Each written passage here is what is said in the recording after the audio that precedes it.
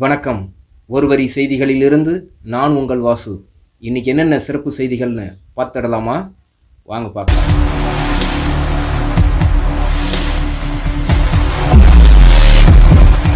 இந்திய மாலத்தீவு இடையே தொடர்ச்சியான மோதல் போக்கு நிலவி வந்த நிலையில் சீன கப்பலுக்கு மாலத்தீவு கடல் பகுதியை ஆராய்ச்சி செய்ய நாங்கள் அனுமதிக்கவில்லை என்று அந்த நாட்டு அரசு விளக்கம் அளித்துள்ளது.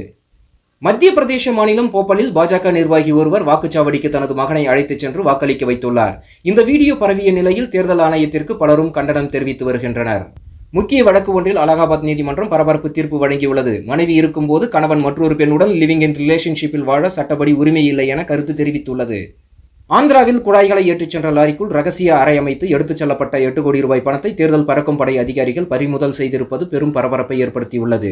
பாலஸ்தீனத்தில் இஸ்ரேலின் தாக்குதல் தீவிரமடைந்து வரும் நிலையில் ஐநாவில் பாலஸ்தீனத்தை நிரந்தர உறுப்பினராக்குவது குறித்து வாக்கெடுப்பு நடத்த மே 10 வாக்கெடுப்பு நடைபெறுகிறது.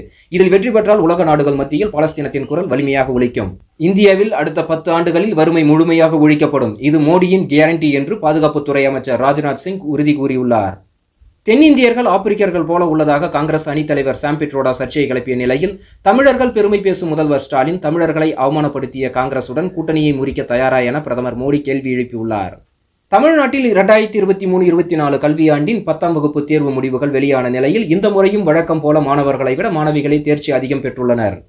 நமது நாட்டில் லோக்சபா தேர்தல் இப்போது நடந்து வரும் நிலையில் பிரதமர் மோடி மற்றும் ராகுல் காந்தி ஒரே மேடையில் விவாதம் நடத்த வேண்டும் என திடீரென கடிதம் அனுப்பப்பட்டுள்ளது.